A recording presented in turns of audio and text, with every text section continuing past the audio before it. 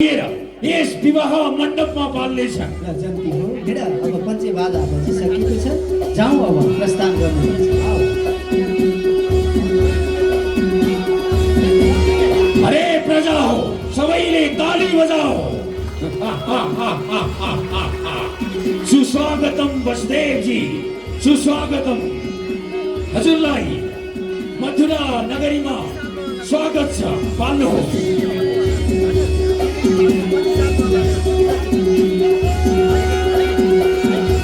विराजमान हुनुहोस्।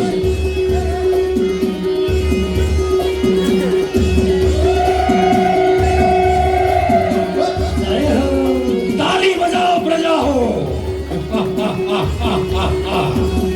गड़गड़ाहट ताली। वसुदेव जी, स्वागतमा कुनै कमी कमजोरी त भएन नि वसुदेव जी? होइन महाराज, हजुरको दरबारमा, मथुरा नरेशको दरबारमा स्वागतको कुनै कमी हुन सक्छ र महाराज? अत्यन्तै दिव्य भव्य स्वागत। ठीक छ वसुदेव जी, आज यो शुभ मुहुर्तमा मैले अत्यन्तै राम्रो निर्णय गरेको छु कि मेरी प्राण भन्दा पनि प्यारी बहिनी हजुरलाई सुम्पिने निर्णय गरेको छु। अवश्य अब शीघ्रान्ति शीघ्र यो विवाह मुहुर्तलाई हेरेर अब स्वयंवरका कार्यलाई अगाडि बढाउँदा कसो होला? विलम्ब किन महाराज? शुभ कार्यको लागि। ल उठा बहिनी, यो लिऊ ल। वसुदेव जी लिनुहोस्। अब ब्राह्मण देवबाट मन्त्र उच्चारण हुनेछ र यी सम्पूर्ण प्रजाहरूलाई साक्षी मानेर आफ्नो माला आफै लगाएर ताली बजाओ प्रजा हो। ओम मंगलम भगवान विष्णु मंगलम गरुड़ध्वज मंगलम पुंडरीकाक्ष मंगलाय तनोहरि। अरे वसुदेव जी ल विराजमान हुनुहोस्।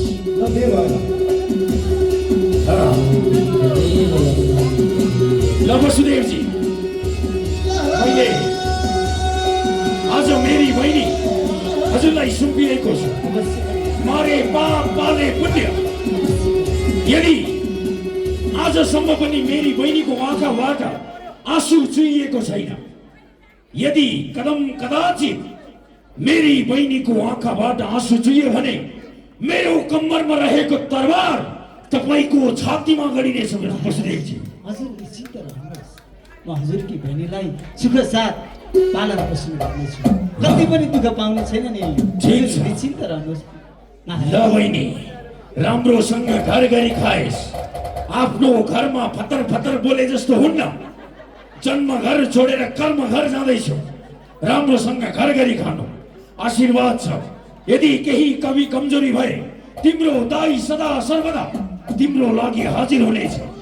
वसुदेव जी, आज्ञा होस् महाराज। विवाह सम्पन्न भएको छ। हो महाराज। अब अन्माउने बेला आएको छ। म अत्यन्तै दुखी छु। आज सानैबाट मेरी बहिनीलाई अत्यन्तै माया गरेर स्नेह दिएर पालेको थिएँ। आज आफ्नै हातले विदाई गर्दैछु।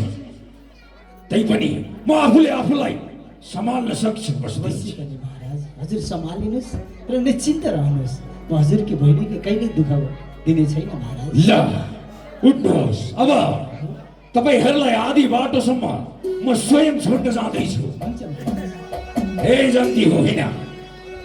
अब यसरी कंस महाराजले बिहेबारी सुसम्पन्न भएपछि, सारा दाइजोहरू पनि प्रदान प्राप्त भएपछि अब बहिनीलाई पुर्याउनको लागि म आफै जान्छु। पाल्नुहोस्। हे जन्ती खानाका काल हो होइन? नाच्दै हिँड प्रजा हो, ताली बजाओ।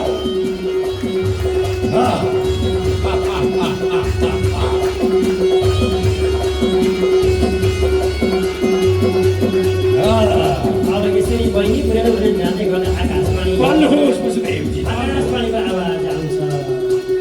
यस्तो दिव्य आकाशवाणीको आवाज आउँछ। हे दुष्ट संसार, हे दुष्ट संसार,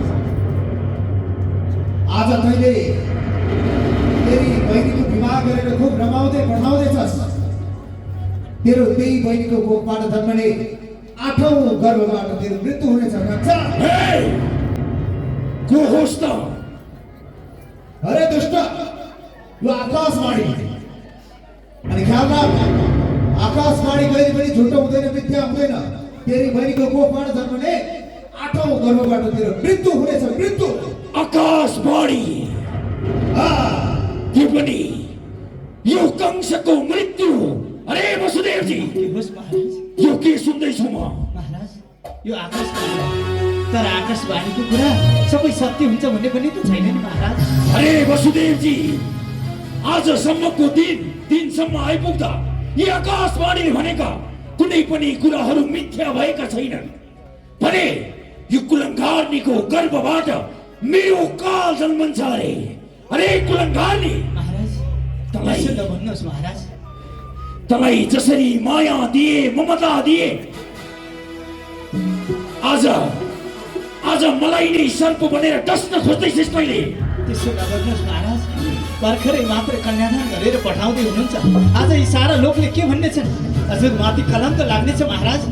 आज कंस महाराजले आफ्नै बहिनीलाई मार्यो रे भनेर सारा प्रजा अनि यो मथुरामा हल्ला भिजिनेछ महाराज। बिन्ती छ। प्रजाहरूको काम भनेको केवल भोग्ने हो।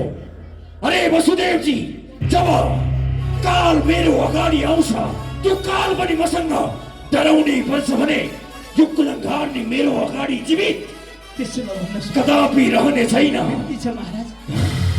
न रहेगा बाँस, न बज्छ बाँसुरी।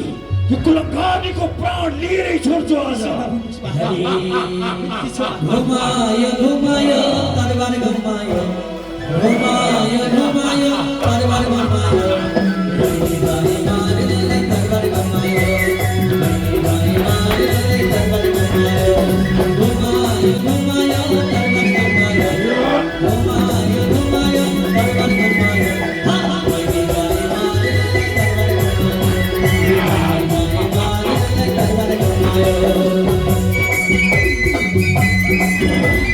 कुलङ्गार्नी मेरो काल बनेर मलाई मार्ने षड्यन्त्र रचिस् तैँले।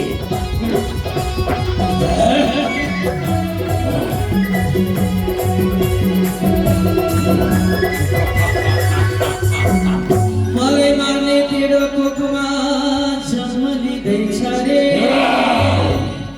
आठौँ बच्चा काल बनी मार्न आउँदैछ रे, हे आठौँ बच्चा काल बनी मलाई मार्न आउँदैछ रे। बस्ने छैन। घुमायो घुमायो तरबार घुमायो, घुमायो घुमायो तरबार घुमायो, बाई बाई मारले तरबार घुमायो, बाई बाई मारले तरबार घुमायो।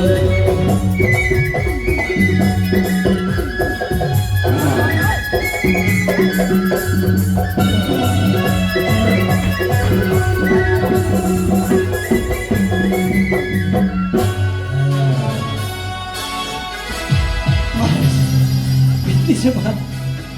यो के गर्दै हुनुहुन्छ महाराज? भर्खरै मात्रै कन्यादान गरेर स्वयं आफ्नै बहिनीलाई सारथी बनेर पुऱ्याउन जाँदै हुनुहुन्छ अनि भन्दै हुनुहुन्छ मार्ने। बिन्ती छ महाराज, नमार्नुहोस्। वसुदेवजी, यो मेरो परिवार भित्रको कुरा हो।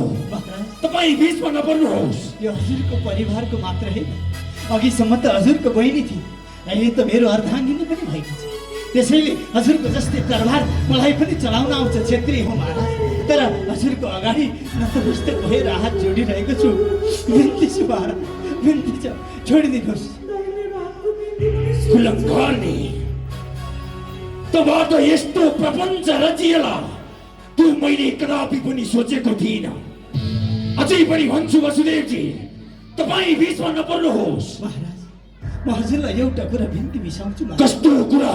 हजुरलाई डर देवकीसँग हो कि देवकीको 8औं गर्भसँग हो महाराज? मलाई डर भनेको यो देखि होइन वसुदेवजी। यसका कोखबाट जन्मिने जति पनि ती बच्चाहरूदेखि हो।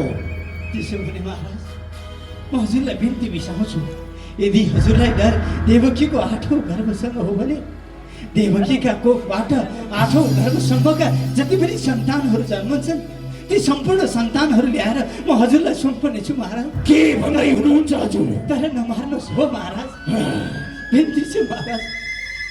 वसुदेवजी, आज्ञा होस्। तपाईँ वचनको पक्का हुनुहुन्छ? अवश्य पनि महाराज। आजसम्म तपाईँले वचन हाल्नु भएको छैन। ठिक छ, यो कुलङ्कारीलाई मैले एकपटक प्राण दान दिन्छु, तर तिमीहरू दुईलाई म कहाँ त्यसै छोड्छु र? अरे सैनिक हो, यस्तो कालो कोठाको निर्माण गर, कारागारको निर्माण गर, जहाँ न दिन न रात, न भोक न प्यास। त्यसरी तिमीहरू त्यो कालो कोठामा अब तडपिनेछौ।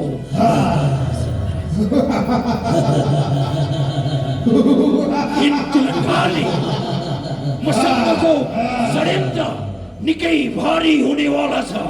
आइज आइज